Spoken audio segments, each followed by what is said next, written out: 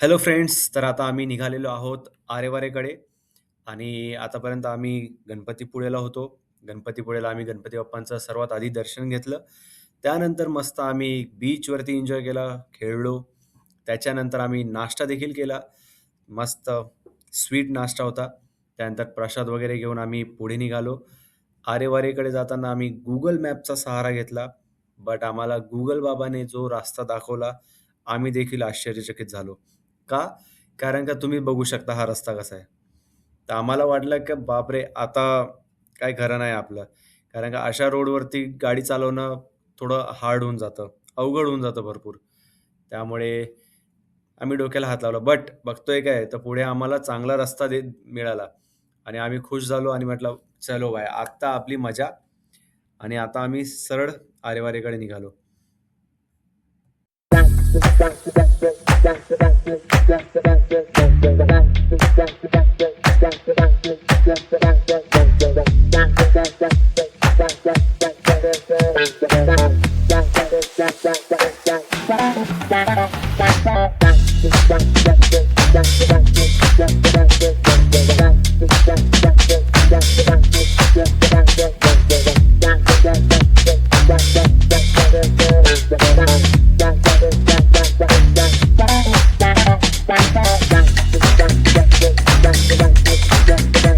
मित्रांनो, अजून एक सुंदर जागा तुम्ही बघू शकता.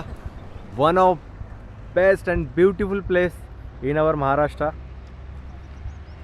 तुम्ही बघू शकता, हा आहे आपला आरेवारेचा रस्ता, ज्याला तुम्ही नेहमीच व्लॉग्समध्ये बघितला असणार. भरपूर लोक ड्रोनने शूट करतात आणि खरंच हा खूप सुंदर. मी याच व्ह्यूला बघून मी अट्रॅक्ट झालेलो आणि म्हणून मी हा कोकणचा प्लॅन केलेला. Swear it is cool so superb.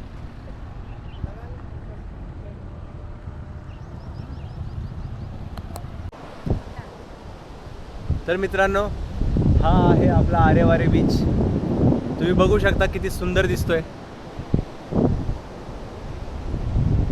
आणि याच्यासाठीच आम्ही कालसुद्धा सनसेटची वाट बघत होतो गणपतीपुळेला. बट ट्रॅफिक वगैरे भरपूर होती, रस्ता पण एवढा छान नव्हता, खूप कंडिशन खराब होती रोडची, त्यामुळे आम्ही सनसेट नाही पाहू शकलो. आणि तुम्ही आता बघू शकता, हा आहे Aareware beach.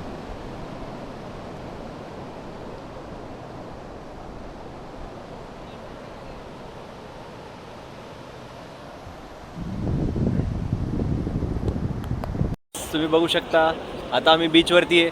So most of public काय करते, बीचवरती एन्जॉय करतात, खेळतात, सेल्फीज, व्हिडिओज, फोटोज. मी तुमचा मित्र प्रतीक, मी काय करतोय बघा, मी बनवतोय मॅगी. कारण का आम्हाला लागली खूप भूक.